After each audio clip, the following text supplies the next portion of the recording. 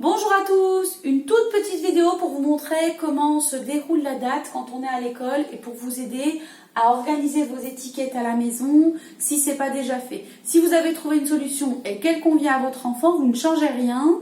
Mais par contre, si vous avez un petit peu des difficultés avec vos étiquettes, eh bien voilà comment on fait à l'école, je vous montre. Alors, pour les jours de la semaine, je les ai mis dans l'ordre comme ça. Donc, j'ai commencé par mon lundi qui est là. Normalement, lundi, mardi, mercredi, jeudi, vendredi, samedi, dimanche. Comme ça, ils sont toujours dans le même ordre et vous verrez que tout à l'heure, on a une petite chanson et ça les aide vraiment à savoir quel jour est écrit parce qu'eux, ils ne savent pas lire et ils ont besoin d'autres repères. Pour les chiffres, je les ai découpés et puis, vous voyez, je les ai mis dans l'ordre et il y a un petit bout de pâte à fixe derrière pour qu'on puisse les enlever et les remettre. Et puis comme ça, ils trouvent celui de la journée et ils le mettent. Et le mois se met à côté. Donc si vous avez un grand panneau comme moi, c'est plutôt pratique parce qu'il y a tout qui est installé et on voit bien ce qui change tous les jours. Comment ils peuvent faire pour faire la date? Vous allez être obligé de leur écrire la date ou de trouver un endroit où c'est écrit. Ça peut être un journal, votre ordinateur. Ce qui est compliqué, c'est de trouver une écriture en capitale d'imprimerie parce que c'est comme ça que vos enfants ils repèrent les lettres pour l'instant. Le script, pour eux, c'est un petit peu compliqué chez les moyens. Donc, moi, j'ai écrit la date, vous ferez comme moi. Ils retrouvent le même, ils le mettent en dessous. Ils retrouvent le même et ils le mettent à la bonne place. Et ensuite, pour savoir que là, c'est écrit lundi, on a deux solutions. Soit on sait que ça commence par un L, alors on le fait chanter L, et ils vont trouver que c'est lundi. Ou alors, on sait que le lundi, sa place, c'est ici. Alors, je chante ma petite chanson. Le facteur n'est pas passé, il passera demain matin, lundi, mardi, mercredi, jeudi, vendredi, samedi, dimanche. Quand j'ai chanté, j'ai dit lundi, donc je sais que c'est écrit lundi. Voilà, c'est une petite comptine avec des jours de la semaine qui leur permet de savoir ce qui est écrit là. Pour savoir que là c'est écrit 25, j'ai absolument pas de choix, je dois compter. 1, 2, 3, 4, 5, 6, 7, 8, 9. Alors, ce qui est compliqué, c'est de bouger son doigt en même temps que je dis quelque chose avec ma bouche. Si ce n'est pas fait en même temps, je me décale et je ne dis pas le bon chiffre. Il y en a certains qui peuvent commencer à lire que c'est 25, mais ça peut être compliqué. Donc, n'hésitez pas, s'ils ne savent pas lire le chiffre, ce qu'on fait, c'est qu'on dit la petite comptine numérique. Ça nous permet à la fois de compter tous les jours un petit coup. S'ils ne savent plus, vous terminez avec eux. Et en faisant ça tous les jours, vous allez voir qu'ils vont énormément progresser.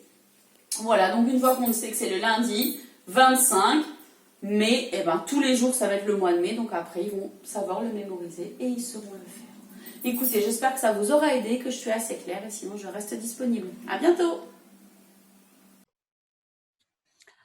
Alors, un petit point sur le Padlet et pour que vous puissiez vous repérer un petit peu mieux sur ce mur.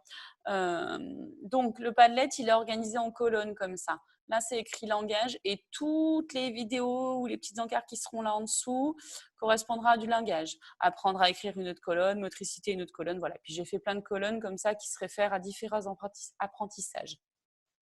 En dessous, vous avez un petit curseur comme ça qu'on peut bouger avec sa souris qui vous permet d'aller jusqu'au bout du mur parce qu'on ne le voit pas dans sa totalité si on reste que à gauche. Donc, n'hésitez pas à bouger comme ça pour aller voir ce que j'ai mis un petit peu plus loin sur la droite. Ensuite, pour voir la totalité de la colonne, là, il y a un autre petit curseur à droite de chaque colonne qui apparaît en gris.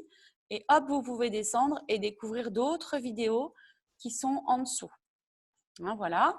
Je ne mettrai pas toutes les vidéos YouTube. J'essaie d'en mettre quelques-unes qui sont les plus importantes ou je mettrai celles qui nécessitent une répétition, en fait, de les faire plusieurs fois pour que votre enfant progresse.